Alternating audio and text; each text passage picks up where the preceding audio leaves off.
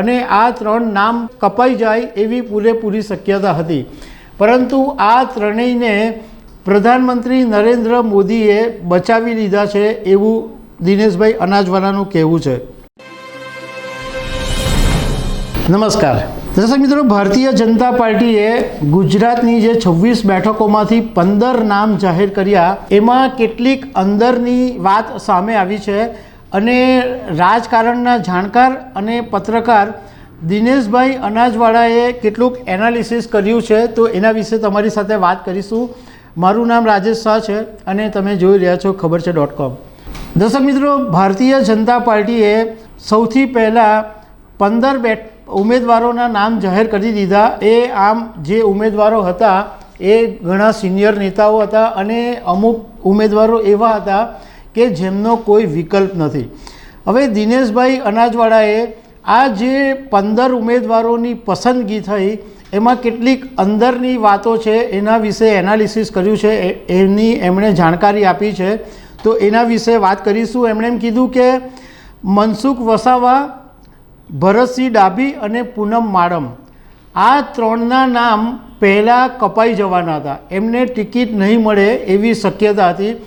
પાટણની બેઠક ઉપરથી ભરતસિંહ ડાભીએ તો પહેલેથી જ ના પાડી દીધી હતી કે મારે ચૂંટણી લડવી નથી, પરંતુ મનસુખ વસાવા અને પૂનમ માડમ દાવેદારી કરી હતી અને આ 3 નામ કપાઈ જાય એવી પૂરેપૂરી શક્યતા હતી, પરંતુ આ ત્રણેયને પ્રધાનમંત્રી નરેન્દ્ર મોદીએ બચાવી લીધા છે એવું દિનેશભાઈ અનાજવાલાનું કહેવું છે।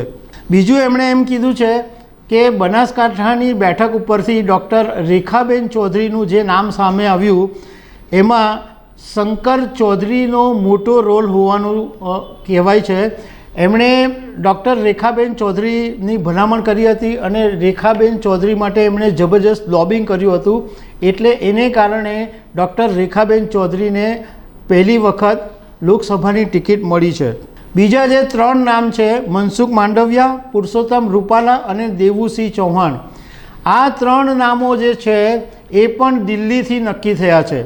આમ અહીંયા આગળ જે નામો હતા એમાં ગુજરાતમાં પ્રદેશ પ્રમુખ C R Patil, Bhupendrabhai Patel CM એ બધા અહીંયાથી એક નામ સજેસ્ટ કરેલા, પરંતુ આ જે 3 નામ છે મનસુખ માંડવિયા રાજ્યસભા સાંસદ હતા, પુરુષોત્તમ રૂપાલા રાજ્યસભા સાંસદ હતા, દેવુસિંહ ચૌહાણ મંત્રી હતા, તો એમના જે નામ છે એ દિલ્હીથી ફાઇનલ કરવામાં આવ્યા છે।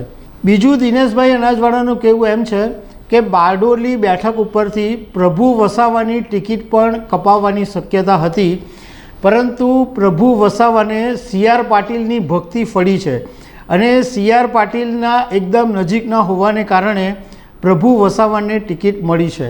સાથે સાથે દિનેશભાઈએ એવું કીધું છે કે હવે બાકીના જે 11 નામો છે એની અંદર મોટા ચોંકાવનારી વાત સામે આવી શકે છે। એમનું કહેવું એમ છે કે ઘણા બધા નામ 11માંથી કદાચ 11 નવા ચહેરા પણ આવી શકે છે, પણ મોટાભાગના નામો કપાવવાની શક્યતા છે એવું એમનું કહેવું છે। તો દર્શક મિત્રો, આવી અનેક વાતો સાથે અમે તમને મળતા રહીશું। Thank you very much.